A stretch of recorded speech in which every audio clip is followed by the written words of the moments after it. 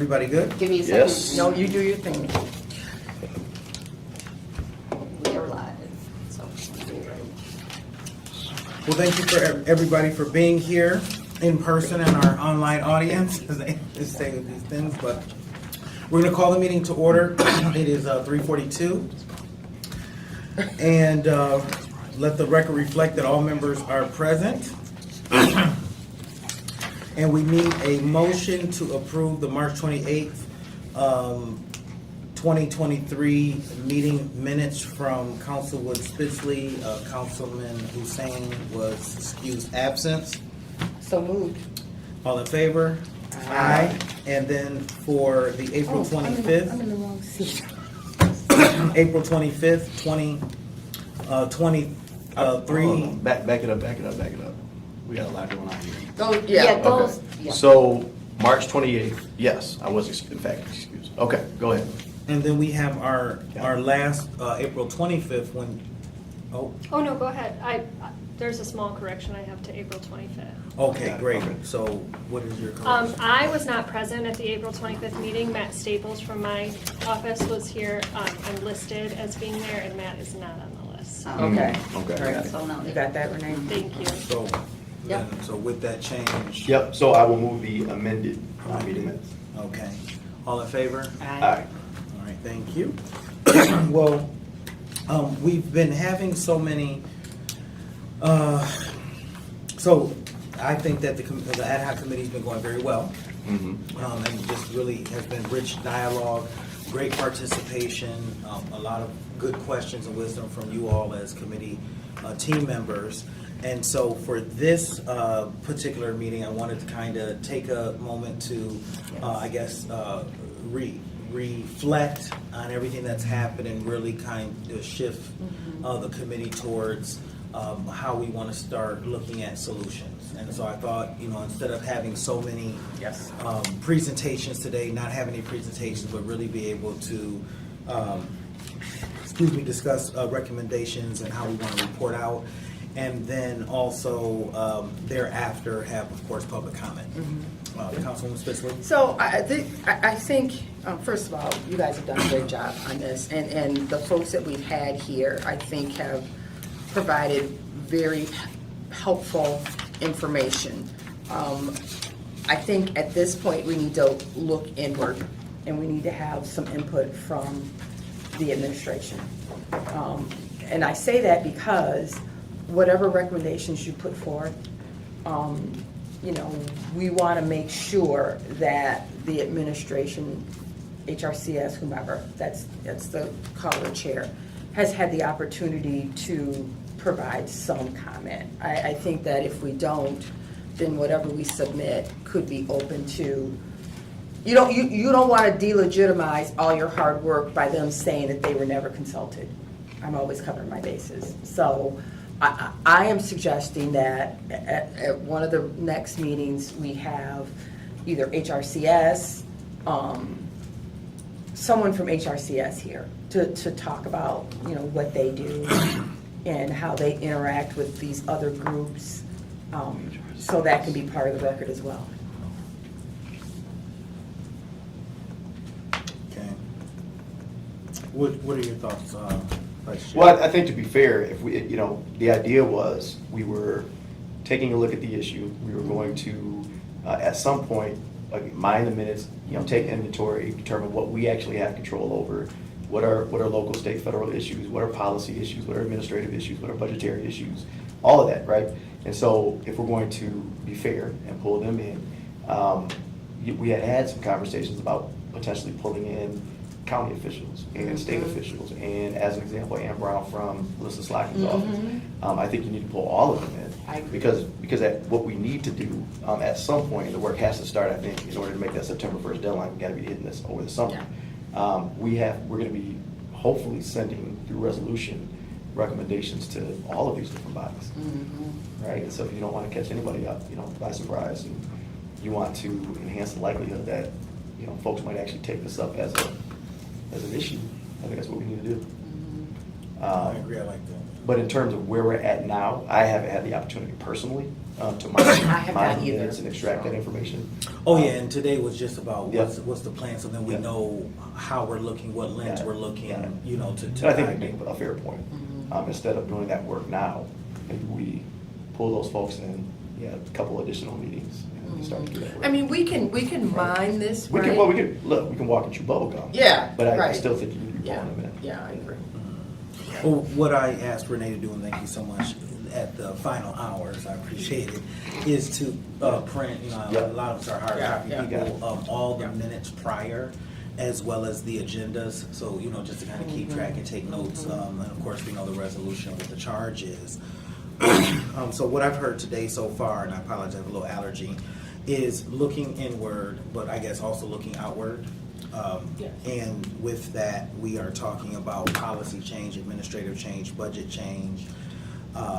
And of course, the end result is to have a reporting mechanism through resolution to articulate recommendations to every really stakeholder that could potentially help make systemic change with this issue, is what I'm hearing. I mean, because one of the things that we did when we did the resident safety was we had a resolution that went over to our legislature on addressing some housing issues. And I think Emily Dievendorf is working on that right now. So that was one of the things that we sent over there because I think Jody said it last night, it needs to be a statewide issue. Yes. And I know that Nation Outside has been advocating for that for a while. Speaking of, were your hairs on the back of your neck lifted up? I was talking about you. I was thinking, boy, somebody must be talking about something wonderful. So what we did was we took that resolution, you know, that draft ordinance, and we shared it with, you know, Emily Dievendorf because it needs to be a statewide issue. And so I think that bringing in Ann Brown, she can talk about, you know, some of the stuff that could be done on the federal side. I think you should invite Emily. I think she would be a great person to come in and talk about and listen to what we're doing and give insight on what can be done legislatively to do that as well. What I'm looking at, based on what I hear you all saying, is maybe someone from the county, because we heard a lot of county issues, so maybe some of the board of commissioners, whoever they would send, as well as the state House representative, so maybe Emily and Kira Hope. And Just Emily, because, I mean, I say Emily because it's our district. Is Kara part of Lansing? No, but you should bring Sarah. Yeah. You should bring Yeah. Sarah. well, I was going And there. Sarah, too. Well, I was saying the state house and then the Senate, of Yeah. course, Sarah Anthony, Yeah. Slock. And yeah, I mean, Kara's pretty much all of South Lansing, but, Yeah, okay. so those two, but I would absolutely include Sarah in this work too. Well, so, yeah, so, wait a minute. So you're looking at Kara? Hold on, so I'm Yep. talking about the state house, Yeah. Which is Kara. Emily and Kara. And Kara Hope, And then I'm right. getting ready to go to the state senate, Sarah Right, Anthony. just- Right. And Sam Singh. And Yes, Represents yeah, I our was area. thinking about Sarah. Yeah, We're saying- that's why thank you. So that's why I'm trying to do that. Sarah, Sam Singh, and then the state house would be Alyssa Slockins. Congresswoman. United States Congress. is United States Elizabeth Congress. Slotkin. And then the Senate, should we bring in, I mean, you got staff and Alan Peters as a Yeah. Yeah. So you can certainly ask for representatives. yeah, so Yeah. representatives. Because they have local representatives like Ann Brown. Okay. They have local representatives They for have field- staff they have on field Peters. offices. They have field Right, offices. We right, can so bring get a those field folks in. off. That way we have the full gamut, Mhm. if we can try and do that. And then I know we had spoken in previous meetings about having, I know you said HRCS, but do we want to bring some of the providers in at some point, or? I think we've been doing that. I think what we Yeah. need to do is bring in HRC. I think we have to bring. I mean, the idea was to hear from some of the providers, some of the people that are actually Okay. in the trenches. And We've their done that. challenges, yeah. And we know that, you know, the issues are, I mean, there are myriad issues, right? So now it's time to bring them in. Yeah, I Okay, agree. okay. And then should we bring the mayor's office in too, or just HRCS? I think you bring in HRCS. Okay. I mean, What would be the Yeah. the purpose of bringing them here? I mean, at this point. just a question. Okay. I mean, I hear the question and receive the question. I just am trying to think. you Well, know, from related, like we were talking about, I guess, from the meeting, I don't mean to cut you off, No, but it's from okay. the meeting yesterday, we had community engagement, citizen advocate, you know, all those kind of things that are supposed to connect to the HRCS, because I know, and I think it was your committee, residential safety and stuff, when we brought in HRCS, it was like, oh, this is something administration, so like really just having the whole, we're talking about inward, the whole box or building blocks or pieces to the puzzle. I don't know. So my suggestion would be, I mean, we've got, again, we need to use, I think, August to draft, and maybe the end of July, but my suggestion would be to bring in Michigan folks, then bring in our US folks, and then bring in, because then you kind of break it up and you give each person that time. Okay. So that would be 3 meetings, is my suggestion.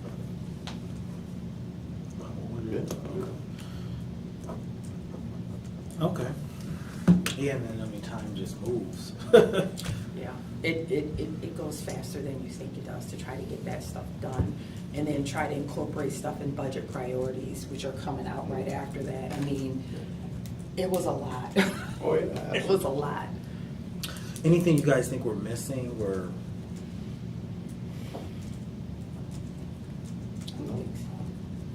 All right, well, I mean, you guys are thorough. It sounds like we have a pathway and a plan forward. And of course, if we think of anything else or in these conversations more come up, then we can keep, adding It to. will. Yeah. It always does. And from what I understand, we can make special meetings if needed, You mean afterwards? or in between all this. if You're we the need chair. extra meetings. Yeah. You absolutely call it. One of the things that I did was, I asked for a couple more meetings after we submitted the report and recommendations, to kind of wrap up things. Right, that's If we were gonna be doing, like, the budget priorities, or if we were gonna be doing some ordinance changes, we suggested that in our report, but then just have a couple more meetings so you can actually flesh that out and actually do it, or make recommendations. So, that's possible as Okay. well. Okay. Once you get there and you're ready to submit the report, if you feel you need a few more meetings. Because I think the ad hoc actually ends in December, but you have to have the report by September 1st. Yeah, so the reporting is September 1st, and I do believe, you remember? what- September 11th. I do think it's- 11th. Yeah, What is it? September 11th. Okay. But I think December 11th. yeah, December 11th is, There you go. so you, it gives you that extra time if you have to do some additional things. Yes. Okay. Well, if there's nothing else, we'll move into public comment. All right. Sounds good. Thank you Good guys so plan. much. Thank you. Yeah. Public. I do, but go ahead. Go ahead. I just wanted to say. Could you and- state your name for the record, please?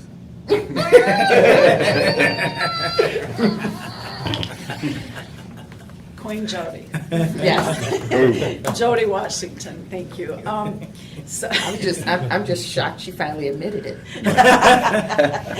So I know I walked in a few minutes late as you guys were talking about the stakeholders, but I do want you to know that I have talked to a couple of county commissioners, and they really they believe they should have a much bigger voice in making housing decisions, because they also believe it should be more regional than just Lansing, and particularly those county commissioners that represent our area. Some of them have much broader vision than we do when we are in a silo of a city. So we have homelessness in the rural areas, and as I stated last night, very, very few of our homeless are from Lansing. I would say maybe 1%. But we are becoming the Mecca, and we can't do that.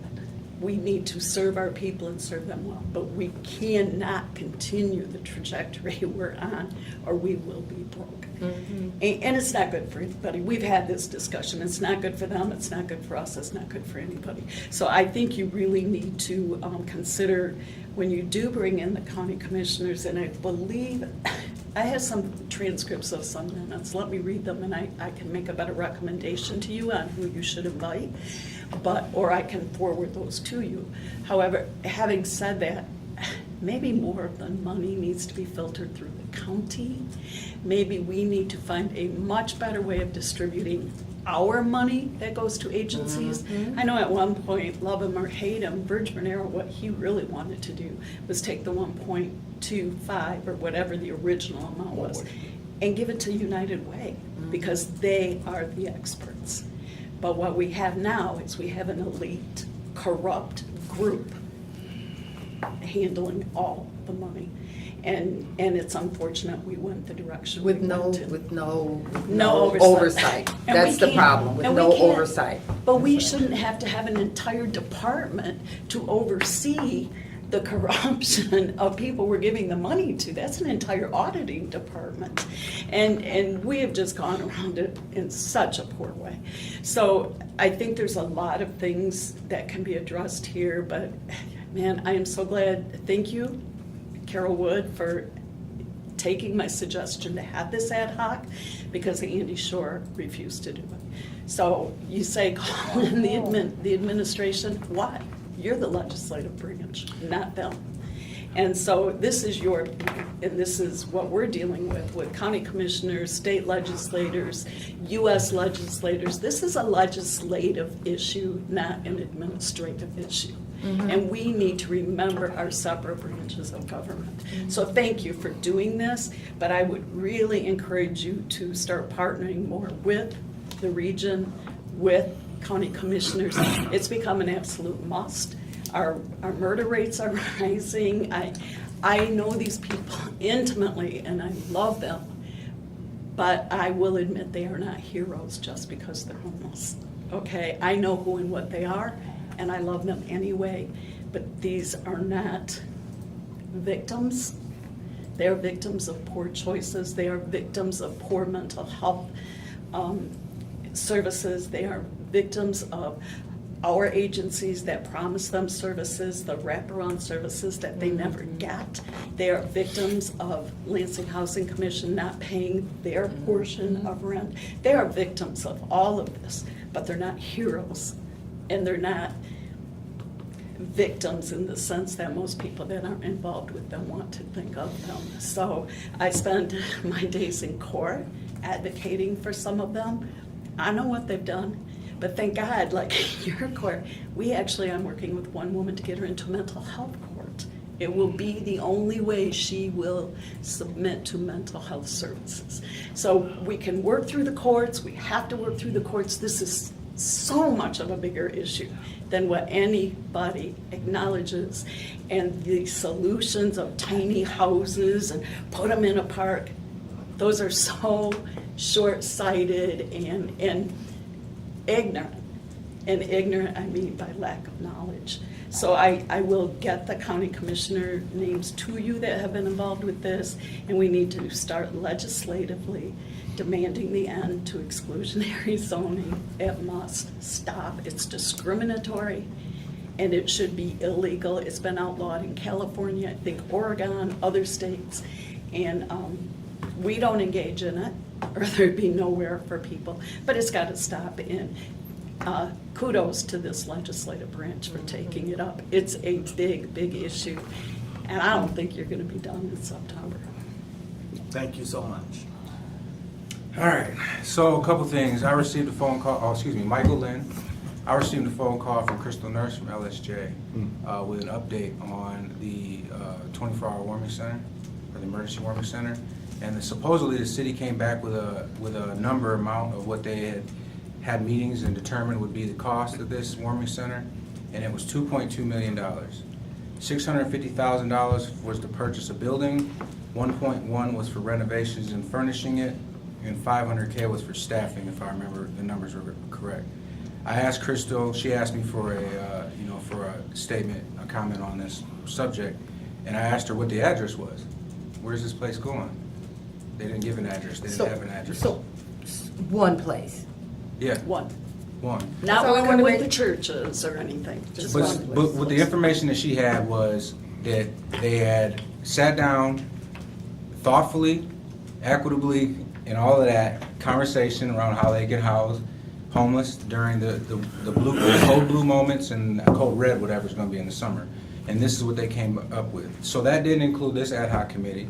It didn't include any conversation with it. I don't know if HRCS had anything to do with it, but it was just really surprising to me that when I asked what did Jeff Brown have to say, I thought she said she spoke to you, but you're saying you didn't speak to her, but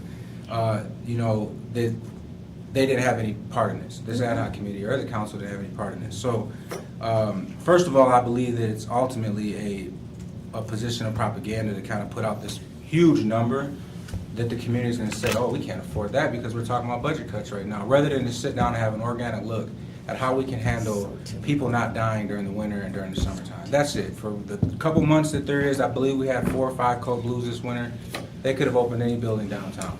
Yep. For that Open the small amount of centers. time. Alfreda, Foster, Geyer, But Any they- place.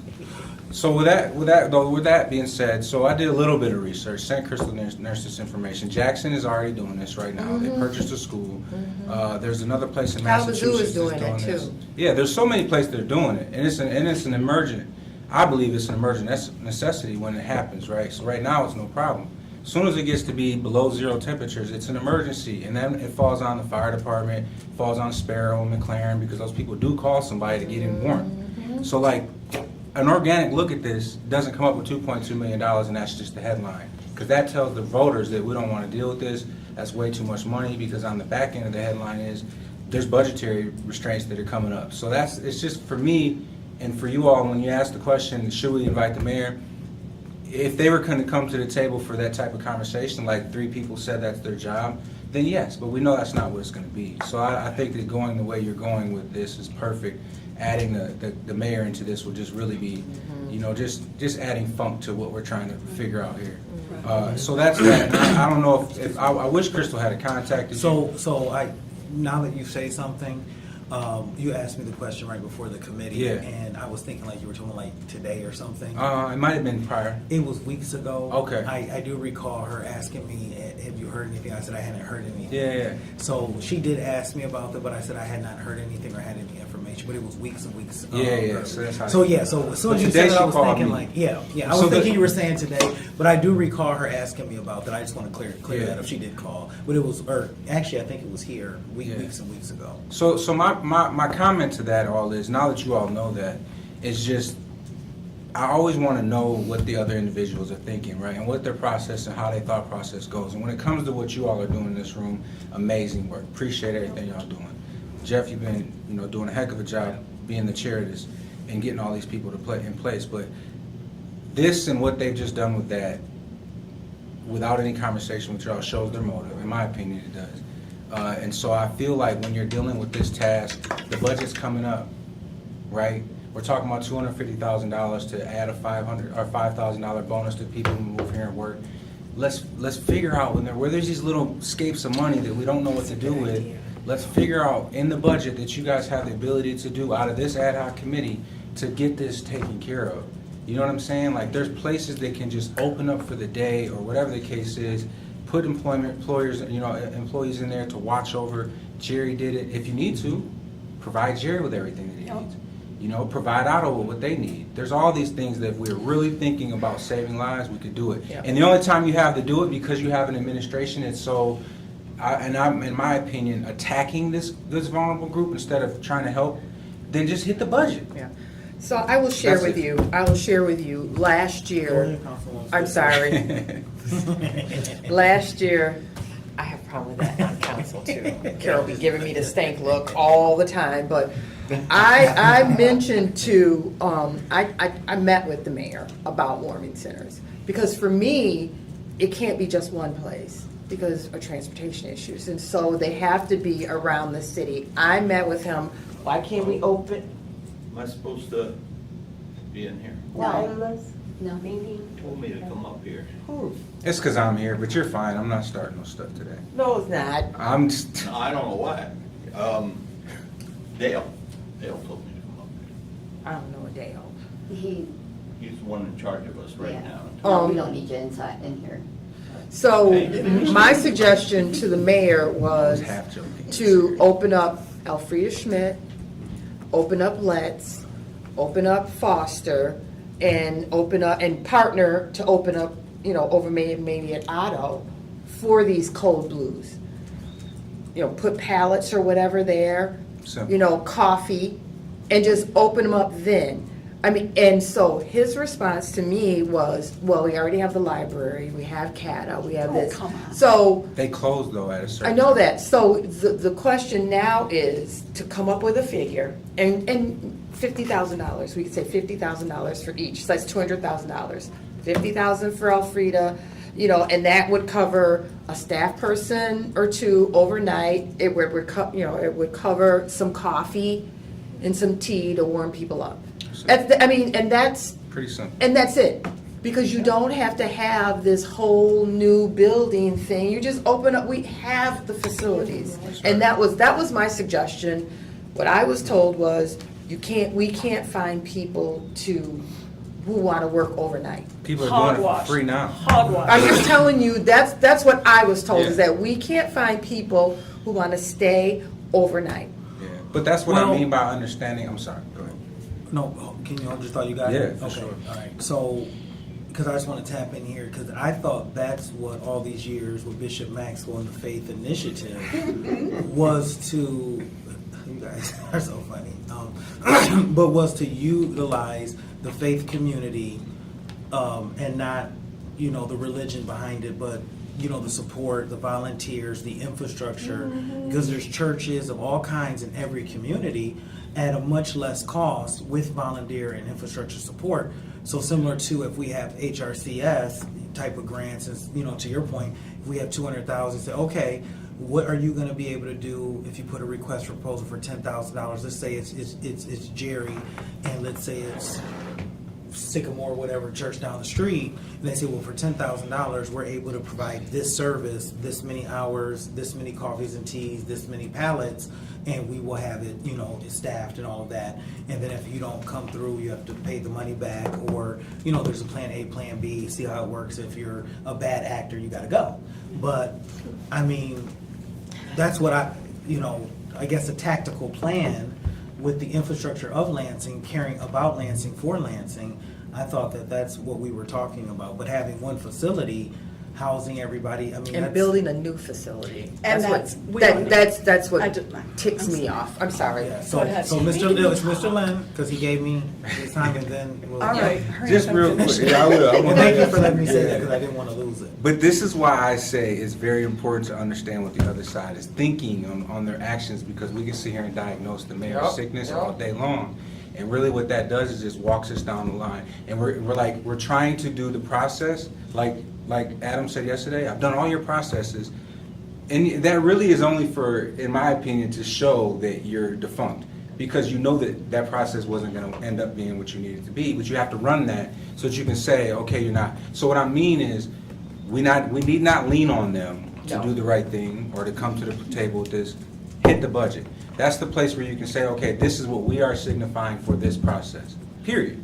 And then we can go back and forth, y'all can veto, do all of that crap, but at the end of the day, you guys have the heart. And that's where I believe the heart of the city is in the council. What's up there doesn't have any heart. So this is where the heart is. You guys really truly feel it.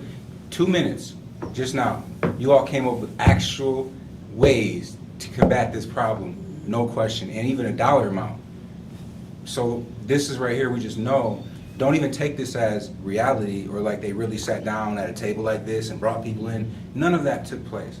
They just, what number can we throw out there and figure, that the community is going to say, okay, we wanted that, but I can see the 2.2 million is ridiculous. So let's just walk that down. Again, Pat had a conversation last year, had another conversation this year. There was all this uprise. Next year will be the same thing. Meanwhile, people are dying. So just take it upon yourselves. I believe in you all. I think you guys have the ability, and now the budget, I'm learning the budget processes. This is my first time going through it. And I'm like, that's where your power and your strength is, for real. Exactly. So that's all I have to say to that. Thank you. Thank you for that comment. Looking at what's being said about this issue related to homelessness is, if we do have, and I brought it up, I think at one of the council meetings recently, where we have the 1.35% and we're making it seem like it's only supposed to be used for certain things. I have read that back and forth, and I have been on the advisory board of HRCS for some years. And the human services funding is several different dimensions, and it's supposed to be for what the city has need for. So it's not stringent to say the 1.35 out of the general funds is for food, because if the need is for warming, you can reallocate and say, okay, this year, we want to have 30% go towards warming, 600,000. Yep. We can have it go towards racial equity, 700,000.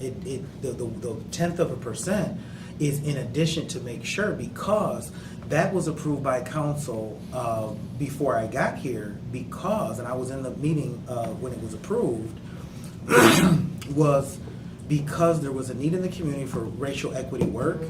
So Peter Spataford wanted to make sure there was additional funds, but also that they were saying, how come out of the 1.25%, nobody was doing racial equity work? Because that's a need in our community.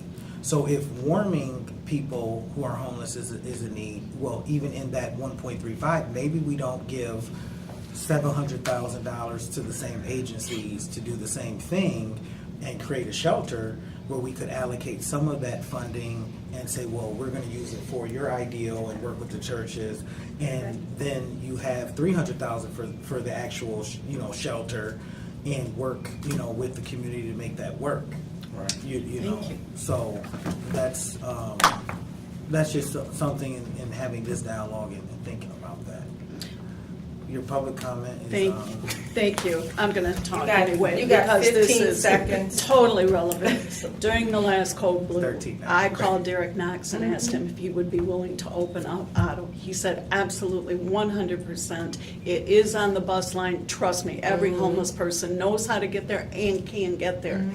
I contacted the mayor. The mayor said no, because he wanted to give the money to Susan Cancro at Advent House to do a day shelter, and then they could go out to the outreach for the night shelter, and it would be $80,000. But let me tell you this, that's what they do anyway. They did not need one extra dime to do what they're already doing. And so when he did not utilize that, I personally went out on the streets and told all the homeless people, we're going to be dipping low, you need to find a place to go. Because guess what? They don't see the media alerts on TV. They're not on their computers watching it. The only people that hear about the Code Blue are us, okay? So I called Adam and I said, look, you better tell the mayor there's people out by the bus stop. Well, of course, by the time his people got there, they were gone because I'd already been there. My point is this: we do not need a 24-hour warming center. Not a permanent period. one. We don't. We need to, Jane needs to do whatever it is she's supposed to be doing. Every church in the area has said that they would be willing to help. The Fledge opened up and they were sanctioned for bringing in homeless people. That's what needs to change, because follow the money. They want the money to go to the same people I've been telling you about forever and a day. It's got to stop, you guys. No, you don't give $300,000 there and $200,000 here. People will do it for free. Thank you so much. I want to give other public comment. I've been trying to help. Who are you? Oh, I'm sorry. Just- Ulysses Rosa, 54A District Thank Court, since Thursday. It's really for online. So Oh, we wanna make yes. sure we're online. Sorry about that. Yeah, that's why I keep jumping with you guys, so thank you. I've been trying to help a pregnant homeless woman get shelter since Thursday. It's Tuesday. Every single shelter said no room. She's 5 months pregnant. Oh my gosh. Today, finally, I broke through with Loaves and Fishes, and I think she's gonna get placed. I met her Thursday. I had her come in Friday to fill out paperwork for Hannah's House. That only takes pregnant women. But even then, they're not gonna even look at the application till the middle of the month. Yeah, they only have about 4 or 5 beds or something like that. I Exactly. work with them for some That's years. exactly right. Great program, but very small, so it's not That's huge. exactly Yeah, right. yeah. In that process of knocking on every door, I asked them, what do you need? What is happening? They all kept saying the same thing: space and beds, space and beds. And on the eviction side, we're higher in April of 2023 than we were in April of 2019. Sure. That's before the pandemic. Right, So sure. there's 10 more writs issued this April. So now you're gonna get those families that are gonna be put out. So if you can't Can you house say a that- single can- pregnant, Can you say that again? You said 10 what? 10 more writs. Writs. What does So that mean? the judge saying, yeah, you can get them out of there. Written eviction. It was, Oh, written eviction, okay. yeah, it was about 210 compared to 220. So we're already past pre-pandemic numbers right now. The gentleman had, And that was for the whole previous year? that was for the year before the pandemic, 2019. Okay, so that was up to So we've been April? doing that comparison, Is me it and up Joe to April? McDonald. Was it up to April or up to the whole year that we're at? Just, we looked at January, February, March, and April of this year versus those months in 2019, so that we can get a clear peek of So you're this was 5% higher before. than the pandemic? Oh, yeah, Okay. yeah, than prior, because pandemic numbers, Zero was there, and so no one was getting evicted. Mhm. Those numbers were skewed in that sense. But without Zero funding, the evictions are higher now than they were before the pandemic. So Zero, was somewhat of a Band-Aid, because it didn't really alter the behavior of families. It just paid their rent. I had one landlord in her committee tell me I had six renters receive Zero. As soon as that funding ended, all 6 were not ready to pay rent Yeah. the very next month. Yep. All 6 for 6, because it was just money. It wasn't how do we help these people to be self-sufficient. It was just check after check being done. Let me ask you this question. That's an issue that we've, faced for a generation. So let me ask you, what am I trying to say here? Do you think, we know that the money, you said some very good things have been passed out. Is there, what are you seeing as far as people, I've seen people, I'm in the community. Yeah. We know the money's coming, we're not gonna do anything because we're trying to get the money. And there was never gonna be a plan. So we don't hear about that. We hear about everybody is trying their best and woe is me. So what is your sense working with people? And how many people are on your staff? Oh, it's just me. So your whole program is just you? I thought you had some staff. No. Okay. It's just me. And what I've done How many is- people have you served this year? Well, in less than a year, 'cause I started in July, I now have tried to help over 500 families. Wow. And that's why she's here. I wanted landlords involved. because So at they're least not about invited. 1,000 people. Oh, yeah, yeah. I mean, and they're in all stages. So I'm getting them from shelters, I'm getting them in the streets, like this young lady. She was actually a Sound like we referral need from you the to- Ingham County Health Plan. We need to snatch him and put him in HRCS. But the sense, again, the sense is that what we can do for the immediate is space and beds. They're all saying the same thing. So what about the people, the mindsets that you're working with? Is it some people trying to get the money and not trying to change? Or is everybody you're serving really like people in need? I do deal with tenants that just want to know where the money is to pay the back rent. They're not concerned, they hear eviction diversion, they think Zero money. They think someone is going to write a $6,000 check for them, and that's not out there anymore. That's gone. So once they realize that, 9 out of 10 times I don't hear from them. But So what's the percentage of people that you don't hear back from after they hear that? oh gosh, I'd probably say over 70%. Pretty easy, just off the top of my head. Out of the total, I'm asking out of the total people, so if you had about 1,000 referrals, about how many are you saying you think is just like? Oh, I would say more than half are just looking to get that back rent paid. But there's a small percentage that are interested in financial empowerment. I have access to the scheduling system for Velma, Velma and Amber with Office of Financial Empowerment. And I have scheduled and referred close to 200 people to them. And only 10% have showed up. So it's a very small percentage of people who will say, oh yeah, I do want to get better. Well, and then we all don't face show hard up. times, so people who Yeah. just need the 6,000, not saying that they're not Yeah. trying to, that they don't need the help. We all have been up and down in life, and if you haven't, you're Oh, very, yeah. very, very, very lucky. But I'm just trying to get the gist. Sometimes you can tell, like, we're trying not to pay the rent with the money you had because you thought you were gonna get a check, and that's what I was referring to. So it sounds Oh, yeah. like it's quite challenging, but go ahead, I'm sorry, I didn't wanna cut you off, I Oh, just yeah. wanted to get your And again, insight. that was just to say, what I've heard, just trying to find space for this individual. It doesn't get more vulnerable than that. Female, pregnant, sleeping in a car. And it's been a fight, And even right now, as we speak, I don't know if she's getting in today. So it'll be another day. I'm like, so what does that say of the community in a whole that we don't have room for a pregnant woman?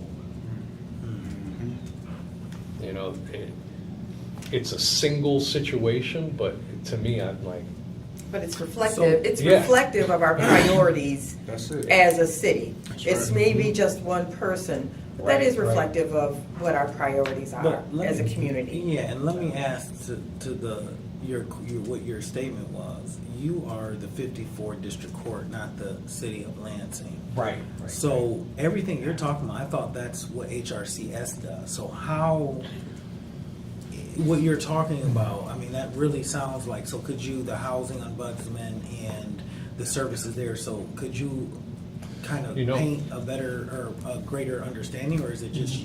My understanding of what they do is deal with the Section 8 people. That funding that they have, if you're not on Section 8, you can't get the shouldn't be. funding. That's not what it's defined as. We have Yeah. hotel money too.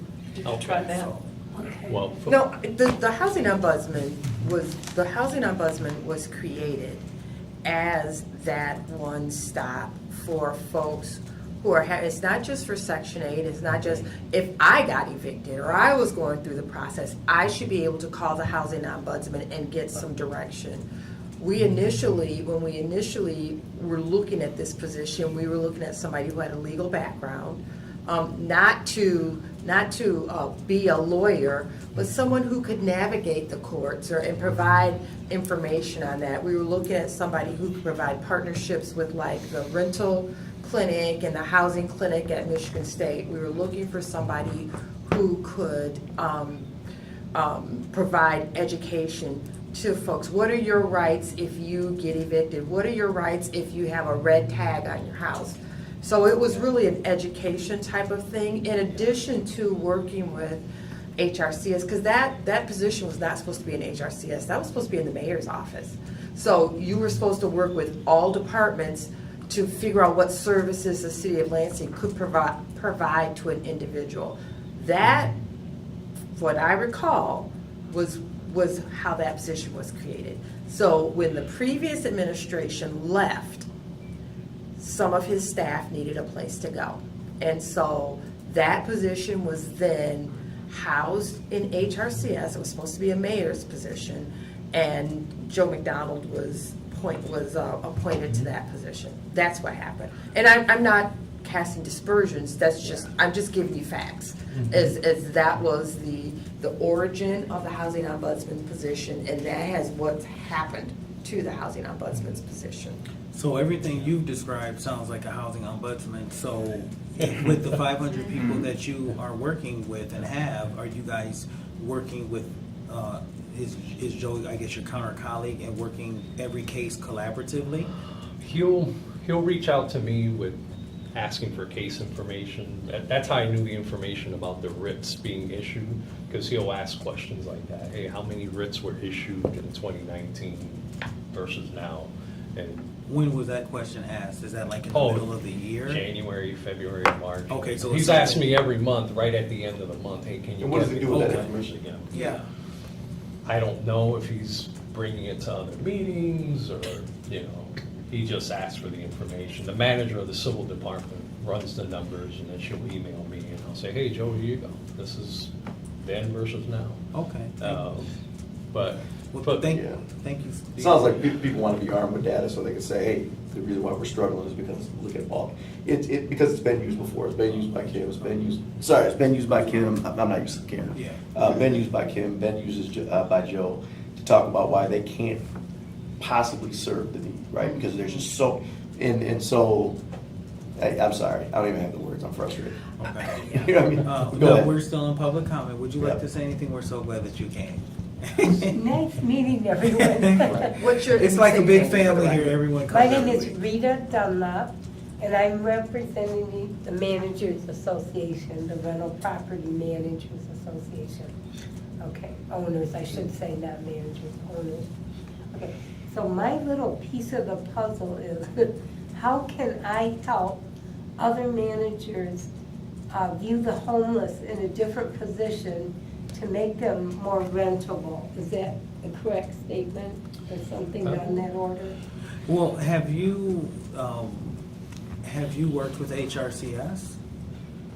I don't know if I've worked with HRCS, but I've worked with a lot of homeless people, pretty much everybody. Well, I've we're met talking to. about, because the question you're asking, you should be, have been partnered. If you are a representative from a large rental association, This is our first kind of attempt to connect with things. right, we're at the city, have staff members that she described who should be Mhm. reaching out to your organizations, your Okay. associations.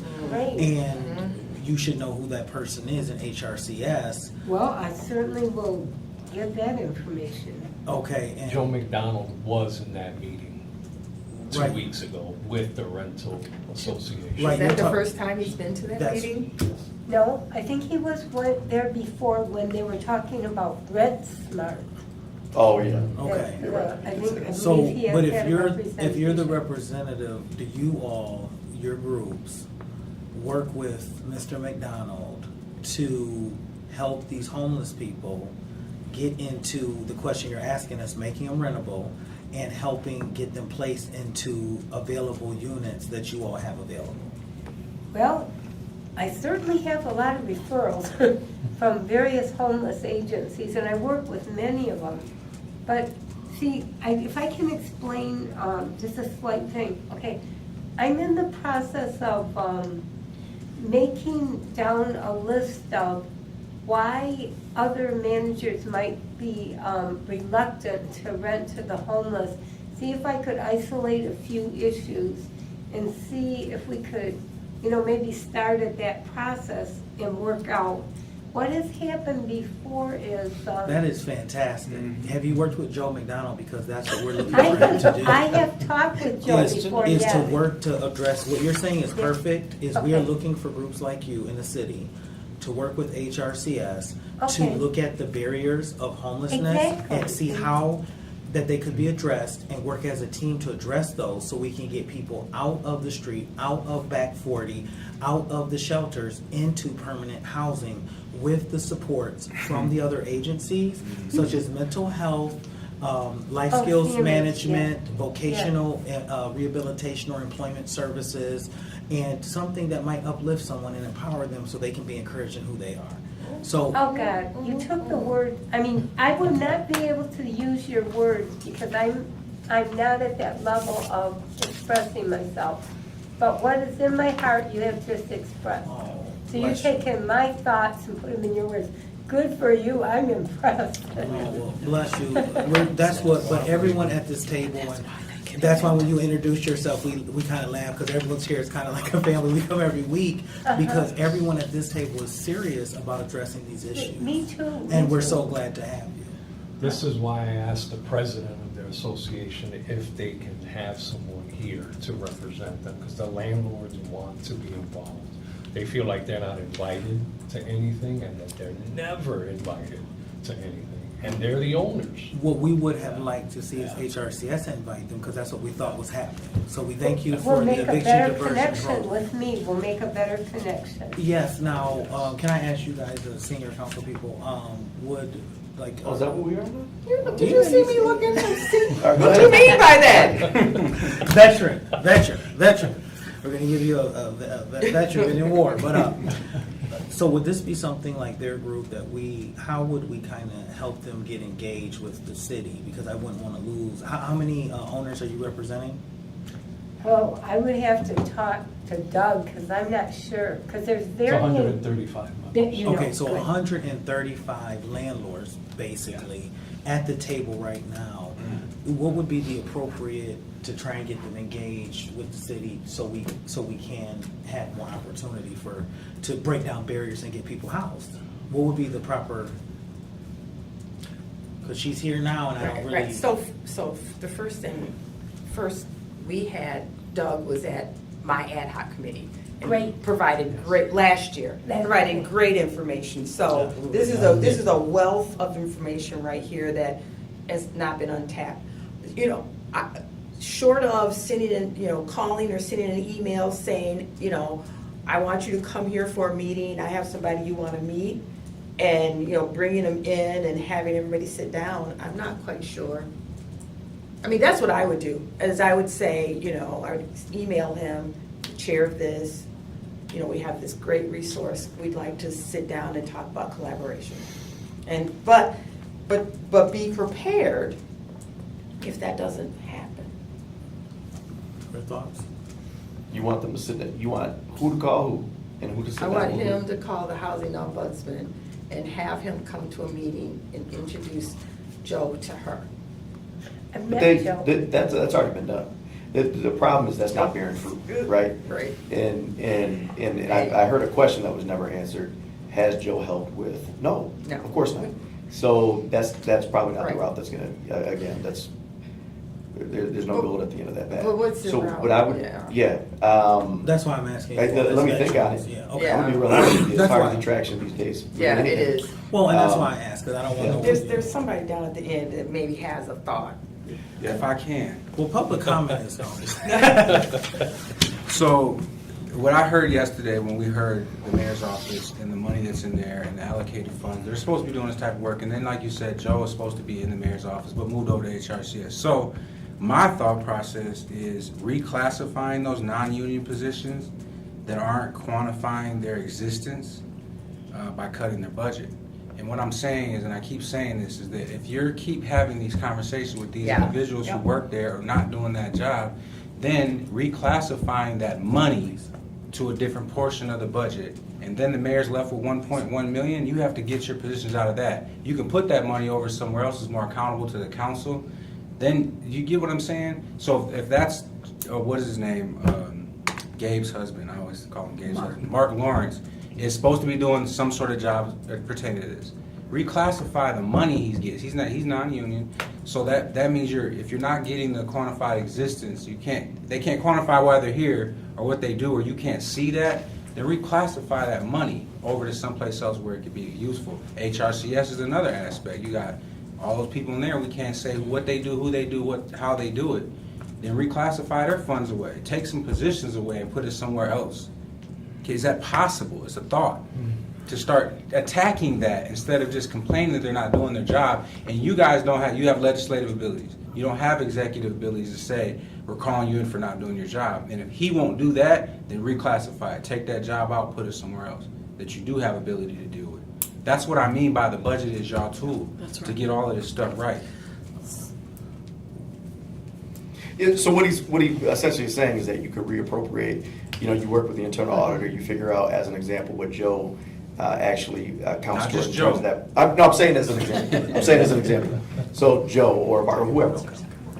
And so you figure out what their hit is essentially on that personnel line item. You move it to that money to whatever personnel line item you think there would be some measure of, as an example, accountability to us.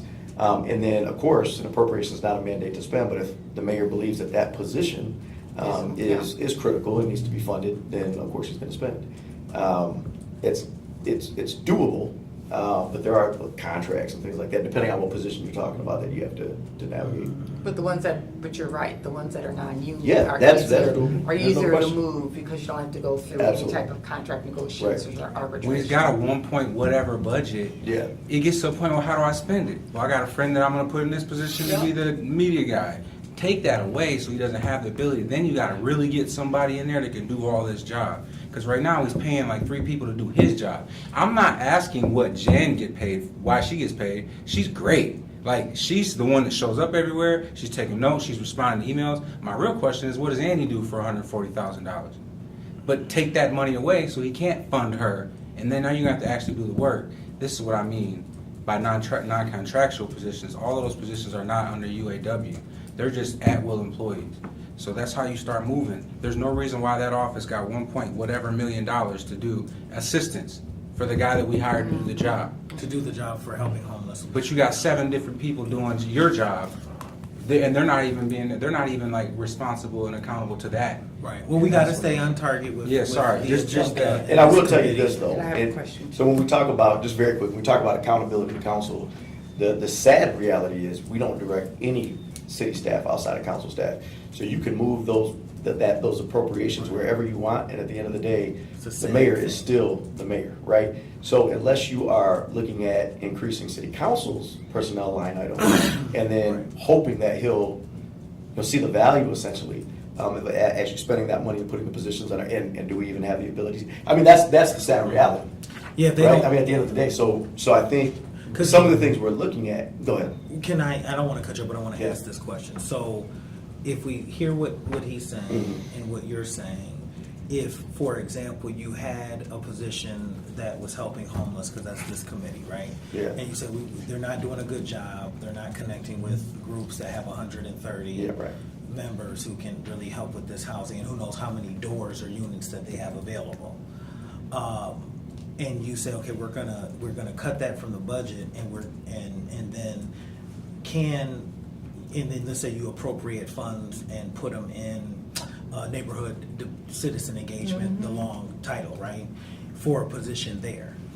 Can they take the same person? Sure can. And move them over there? Sure can. And Scott, you still don't have here's the control. thing, here's the thing. The perfect example is Scott Bean. He's the mayor's press secretary. Where's his money coming out of? It's coming out of the IT budget. See what I'm What? saying? Okay. Who said what? Me. Oh, yeah. Okay, all right, well, we have to stay, I've been advised. But, I mean, so that's what, I need one more. Vice Chair, yeah, but on but that, but I've that's been the advised, thing. yep, thank you, but I've been advised to make sure that we stay on agenda Well, I got an agenda. to item for this, you. I'm saying, this Yes. thing, I don't want people coming back to me on this. What So, I would like to recommend Is we just as gotta part of stay in a homelessness recommendation as part of one of the recommendations is to, and I'm gonna talk to the internal auditor, because I'm gonna do it as a budget recommendation, to figure out how much it would cost to operate our existing community centers, Alfreda Schmidt, Let's, Foster. Those are the 3 we have, right? Those are the 3 we have. Would we sub Geyer? Geyer, No, do we have Geyer still? Geyer's a community center. Okay, and Geyer, apologies. So our 4 community centers, how much would it cost? You know, average 10 days, 10 cold days a year. Right. How much it would cost to staff that with a couple people, Yeah, right. some coffee, and our CPO, or, you know, or we could even, if we were really feeling very magnanimous about it, we could have an EMS and a police officer there. They're So not criminals. no, but Jody, Sorry. you have to have security, I I'm agree. sorry. I work in the overnight shelter. I'm at- just- at outreach, I'm just telling you. Well, and Yeah, I never said they were criminals, I'm saying that, I mean, we have security downstairs. yeah, we I have get it. security I get it. downstairs, I so, get And the reality is, when you're talking about a city facility. yeah, then you've you gotta have there's a security. liability. That's fine. So, Yeah, there's no That's question. so as I was saying, you know, if you really want to feel magnanimous, get an EMS person there to check them out and give them That would flu be good. shots or whatever, That would be good. on those 10 days, figure out how much that costs, and this is why I'm It's gonna, not 2.2 million. no, and put it in the budget. I have So- the county in there too, because the county has all of that. But I don't have authority over the county. I have the authority over the city budget. So if we allot like I said, Yeah. $200,000, $50,000 for each community center. That's right. We should, We as could a ask them to pilot. match or something, the county could Well, maybe you, match. but, See and how that'd we be get great. it? This is But, what we're but that's, talking but I don't have control over that right now. I'm controlling over the budget. So so in the next couple days, I gotta find $200,000. Well, that may be a bigger number than that, or maybe. I know, but I you know, think that would be fun. but at this point, it's, you know, we're gonna do a pilot, we'll evaluate it. Maybe next year we do need more money, maybe we don't, but Council at still this doesn't point. support pilots. I'm about to post it on YouTube, but no. I'm just teasing. But I think that starting that and at least putting that in as a placeholder is a start. And it, you know, and you look at it and you see how many people you served And then this time next year, you'll have a better idea, and maybe you want to expand it at that point. That's right. I think it's important to look at our faith-based community, but right now, as a city, I think we have a responsibility to do this. And so I'm almost positive I can find $200,000 in HRCS's budget to do that. And so I'm going to be looking, that's what I'm going to, so my recommendation, I think it's Friday, right? We have to do recommendations. Yes. That's going to be my recommendation, is to, I like it. so. You need pizza too. Yeah, of Something course, to but feed you know, them. Little Caesars has $5 pizzas. You can Correct. get, And you know, they'll donate. 10, yeah, and they'll donate. Well, thank you so much, everybody. Not to be a dog after a bone, I'm struggling a little bit. I don't know who advised you that was not on tap. It absolutely was that conversation, because here's the reality. We are here to talk about ad hoc on homelessness and solutions. We're here to talk about goals. We're here to talk about, what we're talking about is that we have an issue. We have this huge issue. And some of that is a symptom of mismanagement, That's of right. positions being where they're not supposed to be, funding where it's not supposed to be. So we never veer from the path of that conversation. Exactly. So I don't know who advised you. So but I mean- I'm just respectfully saying they were wrong. Yeah, it doesn't matter. Thank you. That's all I'm saying. The city attorney's office reached out. Could you Yeah, explain I get it. about Go what ahead. that conversation was?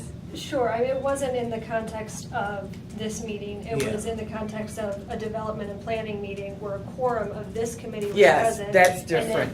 It kind of Oh, delved okay, over okay. into only a ad hoc on homelessness conversation, that was. And that was after I had closed the meeting, too. Got it. No, it was during the meeting. Or- We were right on. We're right on the edge Yeah. there. So I I get just what you're wanted to saying. make It's sure- different. Okay, in the It's here and apples- now. Yes, Yeah, no, we're so good. what I And would, I so. didn't say anything. I got you. Yeah, Okay. so what I was saying is Yeah.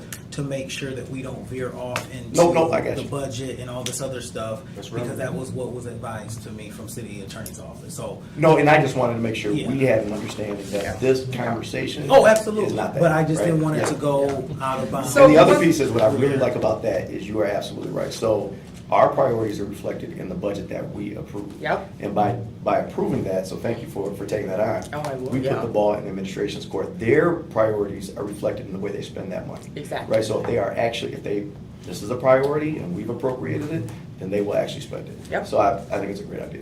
Oh, I do too, and I was not directing about that. No, I know. I Just just, if I like it, yeah. Going into a So different committee. the other thing I wanted to mention is on that 1.35 million, you know, even on the state level or everywhere else, you announce what your priorities are for that year. Wow. So we can always use that money and announce that the priority this year is to, you know, or going forward, we're gonna, you know, we will give special consideration to entities that have, as part of their process, a plan to address, you know, cold or, you know, have more meaner cooling centers. Yeah. And you can put that as part of a priority. And so then, when you're asking for this money, if you include a component of that, you get extra points, or you get extra, you can absolutely do that. It's done all the time. Patricia, I would just tell you though, that HRCS determines what the priorities will be.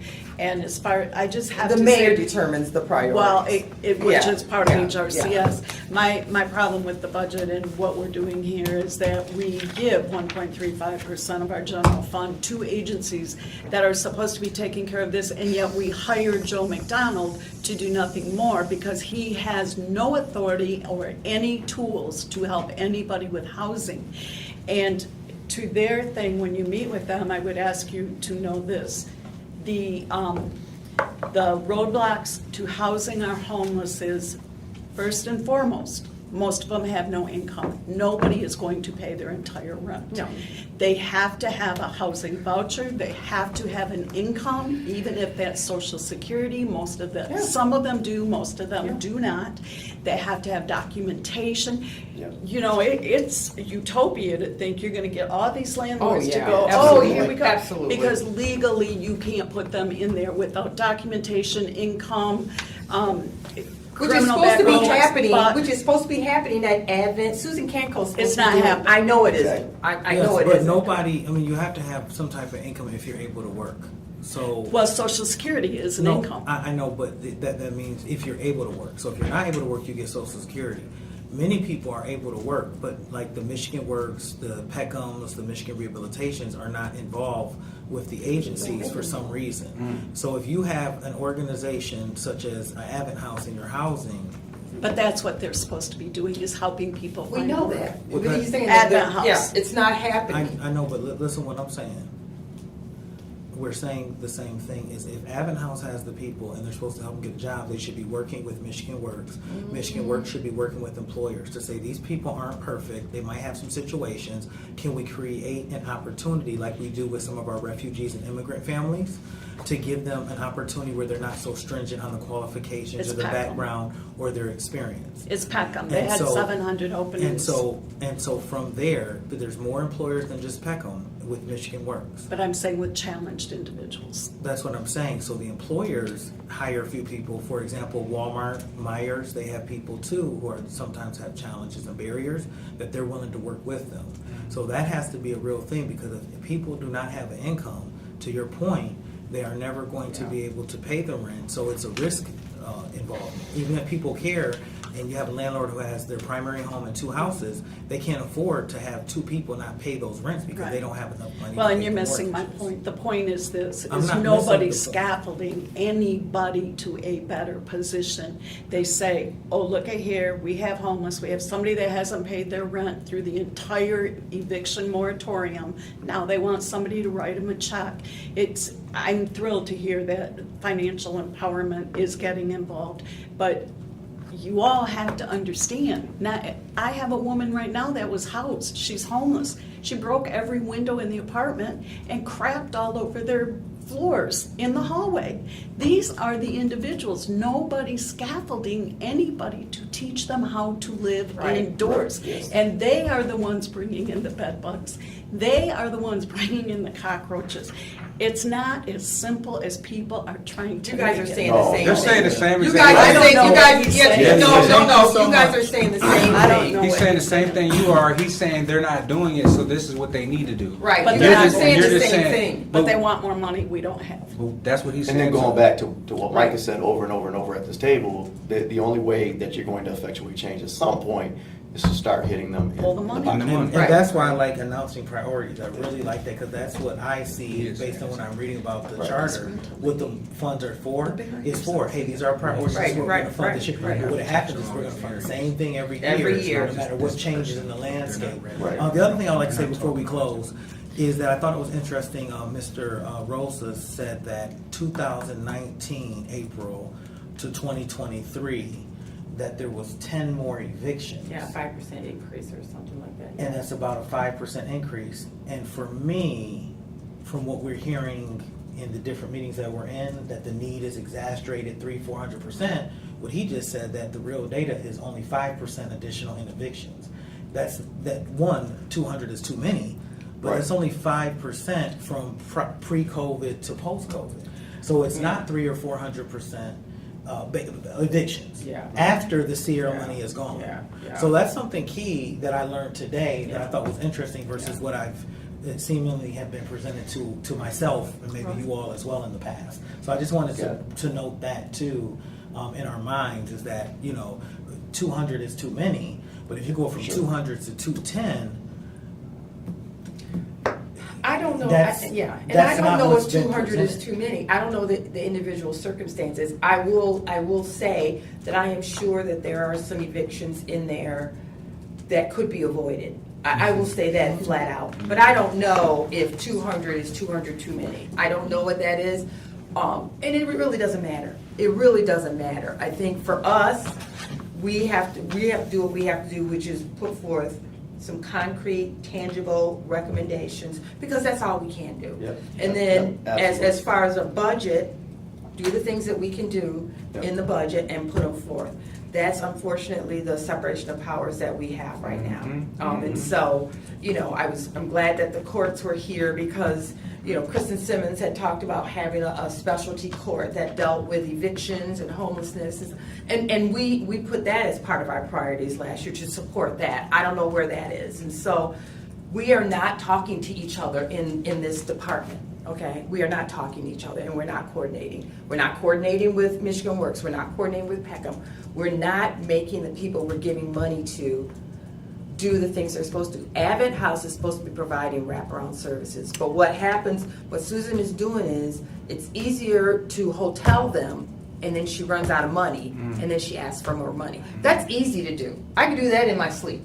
But sit around and figure out what the services are that these people need and bring those people in, that's a little bit more difficult, and that requires work and commitment. Are But we you got able- Lansing City employees that's supposed to do it. Are we able to, and I don't know how the lines, blur, but are we able to, for example, you're talking like amending 200 from HRCS for warming, are we able to take another 100,000 and like support the eviction program that Ulysses is doing? We can do whatever you But it's want. because it's 54 district? The court, we have the court's budget. Yeah. Okay. Yeah. Because we should, it sounds like they're doing a great job over there. It sounds like they have one person doing all of it. Yeah, but, I mean, I don't know. No, I think it's a great idea. My issue continues to be that we have too many people doing the same thing. All over the. We have too many, because we had Yeah. this same question back, when we were, and I keep going back to my ad hoc. We go back to our ad hoc committee, and I remember I brought in, HRCS, I brought in, EDP, and I brought in one other person. Oh, that was when, what's her name was up in the mayor's office, Andy. And this is back when Triple J was here. And I wanted to know what Andy was doing. And so we brought him in. And Andy, because she said she did the same thing as Triple J did during the budget thing. And so I'm like, well, wait a minute, why do we have both people doing it? And so